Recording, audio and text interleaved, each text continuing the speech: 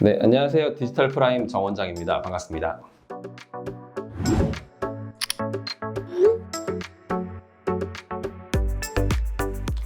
내비게이션 임플란트 하면 요즘에 할 필요가 없다. 그리고 그런 건 초보나 하는 거다. 오히려 하면 안 된다. 이런 말까지 하는 분들이 많은데요. 임플란트 한 개짜리라면 쉬운데 그걸 굳이 잇몸을 그렇게 내비게이션 임플란트로 해야 되냐 이런 말씀들이 많이 있는데요. 그거에 대해서 좀 살펴보겠습니다. 한 개의 임플란트를 심을 때도 이제 임플란트를 심다 보면 이렇게 눈에서 멀어지기 때문에 이렇게 멀리 심어지게 되는 경우가 굉장히 많습니다. 그렇게 되다 보면 치아의 모양이 이렇게 많이 삐뚤어지게 됩니다. 그래서 임플란트를 하고 나서 항상 말이 많이 나오는 게 음식이 많이 낀다는 말이 나오거든요. 그래서 한 개를 하더라도 이렇게 잘못 심게 되면 음식물이 많이 낄 수 있거든요. 그래서 이런 부분들을 볼 때 한 개를 심더라도 정확하게 심는 게 중요하다 보시면 될 것 같고요. 그다음 임플란트를 또 심었을 때 두 번째 문제점은 이렇게 너무 가깝게 심게 되면 치아에도 닿을 수도 있고 너무 가까워지면 이제 피 공급이 안 되기 때문에 이런 식으로 잇몸이 주저앉게 됩니다. 그렇게 되면 보기에도 안 좋고 나중에 문제가 많이 생기거든요. 그래서 이런 부분들도 굉장히 중요한 부분입니다. 또 신경이 손상될 수도 있기 때문에 그런 부분들도 한 개짜리라고 그냥 방심하고 그렇게 심어서는 안 될 것 같다고 생각을 하고 있습니다.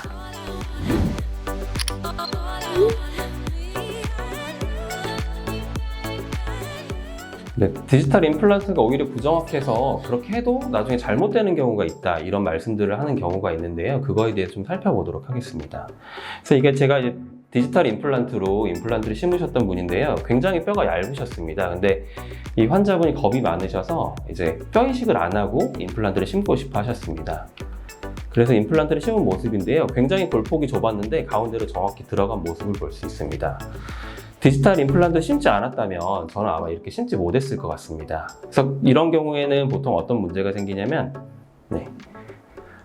이렇게 정확하게 임플란트를 심고 나면 당일날 이렇게 임플란트 보철을 해드릴 수 있고 보철한 다음 3년 그리고 5년, 6년까지도 굉장히 얇았음에도 불구하고 뼈가 내려가지 않고 정확하게 임플란트가 완성이 될 수 있습니다.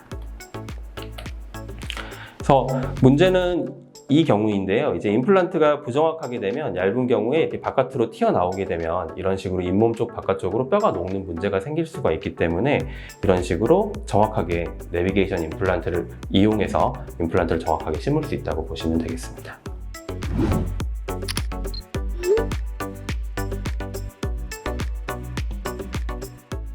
네, 디지털 임플란트 하면 첫 번째로 꺼리시는 게 이제 비용이 많이 들어가고 또 추가로 비용이 발생한다고 많이 이제 안 하시는 경우가 많은데요. 좀 그렇게 생각할 부분이 아닌 게 이렇게 임플란트를 잘못 심게 되면 얇은 경우에 이런 부분에 뼈 이식을 하게 되면 그렇게 된 비용이 기본적으로 한 30에서 50만 원 정도가 추가로 부담이 되거든요. 하지만 디지털 임플란트를 정확하게 심게 되면 굳이 뼈 이식을 할 필요가 없어서 오히려 비용 절감의 효과가 있을 수 있다고 보면 되겠습니다. 그리고 두 번째로는 요즘에는 옛날 같은 경우는 이제 임플란트 업체라든지 그런 부분에서 외주로 가이드를 제작했기 때문에 비용이 추가되는 비용이 있는데 요즘엔 이제 3D 프린터가 대중화됐기 때문에 이런 원내에서 디지털 내비게이션 임플란트를 직접 만들어서 환자들에게 부담 없이 비용을 절감해서 치료를 할 수 있는 그런 시대에 왔다고 보시면 되겠습니다.